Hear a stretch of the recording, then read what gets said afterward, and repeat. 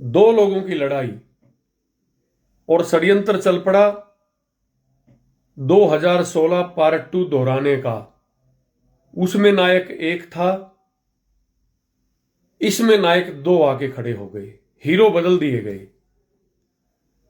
एक ने ठेका उठा लिया कि तुम रिफ्यूजी हो, तुम पाकिस्तानी हो, तुम ये हो, तुम वो हो।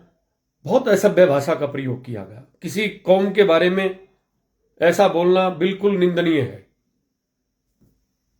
और दूसरे व्यक्ति ने यह बता दिया कि हमारे आने से पहले तो जैसे तुम कच्चा मांस खाते थे, जंगलों में रहते थे, तुम आदि मानव थे, हमने बोलना सिखाया, हमने कपड़े पहनना सिखाया, हमने व्यापार करना सिखाया, आदि आदि।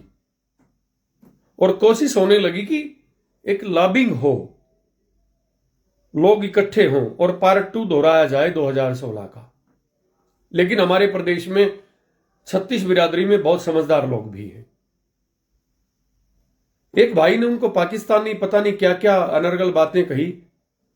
भाई, आपका कोई व्यक्तिगत उससे मसला हो सकता है, आप किसी बिरादरी को कोई गलत नहीं कह सकते, आपको अधिकार नहीं है इस बात का। आपको दायरे में रह के बात करनी चाहिए। पाकिस्तानी कहते थे, हम भी, मेरे गांव में पड़ोस में एक खेड़ा गांव है, वहां पे दीनानाथ होते थे, वो बताते थे हमें कि हम किस प्रकार आए। लेकिन हम उसकी शालीनता, उसकी मृदु भाषा और जिस तरीके से उसका कमा के खाने का जज्बा था, उस व्यक्ति का 85-86 साल की उम्र में भी साइकिल पे फेरी लगाता था।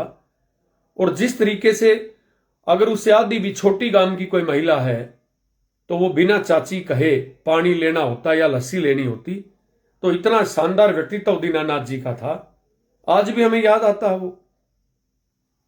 परंतु एक भाई जो पूरे कौम का ठेकेदार बनता, जिसके ऊपर एफआईआर भी दर्ज है, जिसके ऊपर ब्लैकमेलिंग के मुकदमे दर्ज हैं, वो कह रहा कि हमने आपको खाना पीना भी हमने सिखाया।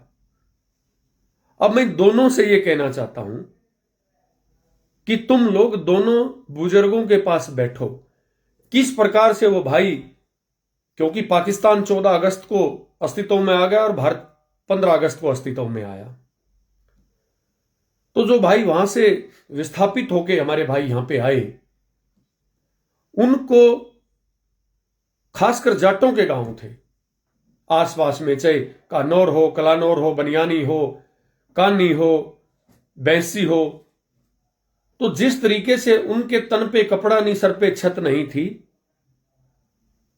तो उन भाइयों को यहां के जो हमारी बिरादरी के और अन्य भी बिरादरियों के जो सब भाई थे, 36 बिरादरी पहले से यहां पे थे, उन्होंने उनको गले लगाया और मिलजुल के काम किया।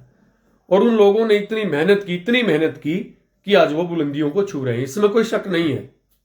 और देश की प्रगति में पंजाबी समुदाय का बहुत बड़ा योगदान है।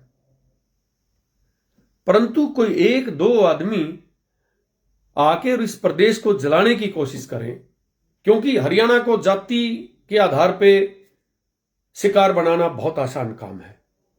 यहां पे हिंदू मुसलमान तो चलता नहीं, यहां पे तो मुख्य रूप से जाट गैर जाट चलता है। लेकिन वो हम सबके लिए बहुत नुकसान की बात है।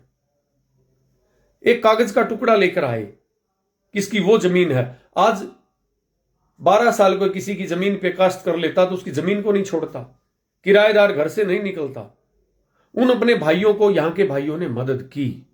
निसंदेह जो भाई ये ठेकेदारी उठा रहा कि खाना भी बनाना हमने सिखाया, इस प्रकार की बात नहीं कहनी चाहिए। और मैं तो सरकार से आग्रह करूंगा इस बात के लिए, प्रशासन से मैं अनुरोध करूंगा, हिसार पुलिस से, कि जो लोग इस प्रकार का गंध फैलाते हैं, इस प्रकार का रायता फैलाते हैं समाज में, समाज को तोड़ने की बात करते हैं, विघटन की बात करते हैं, और खासकर को मीडिया पर्सन भी, सोशल मीडिया माध्यम है समाज में को जागरूक करने का, सोशल मीडिया माध्यम है समाज में अच्छी बात का संदेश देने का। सोशल मीडिया यह माध्यम नहीं है कि आप किसी के लिए गलत बोलो, किसी की कौम को बदनाम करो। ऐसे तत्वों पर रोक लगानी चाहिए। एक के खिलाफ तो पहले ही केस दर्ज है, दूसरा पक्ष कह रहा है कि आप उसको गिरफ्तार नहीं कर रहे, उसकी पूरी जांच नहीं कर रहे, हम तब तक इसकी जमानत नहीं करवाएंगे।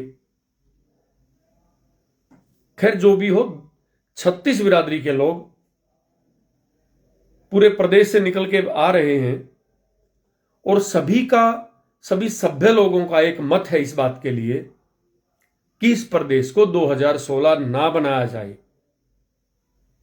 और मेरी भी सब भाइयों से, जितने भाई मुझे सुन भी रहे हैं, देख रहे हैं, मेरी सबसे भी एक अपील है, एक विनम्र निवेदन भी है, प्रार्थना है कि हम अगर कोई 2 व्यक्ति या 4 व्यक्ति आकर इस प्रदेश के अमन चैन भाईचारे में जहर घोलने का प्रयास करेंगे तो क्या हम सब 36 बिरादरी के भाई, पूरे प्रदेश के भाई, क्या हम इतने कमजोर हैं कि उनकी बातों में आके हम हरियाणा प्रदेश का नुकसान करेंगे? हमने 2016 भी देखा है, वो झेला है।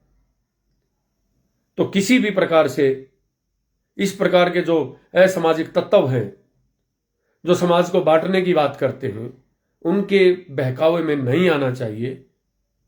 हमारा भाईचारा ही असली हमारी ताकत है और जब हम मिलजुल कर रहते हैं तो मुझे लगता है कि यह भी एक राष्ट्रभक्ति है। धन्यवाद।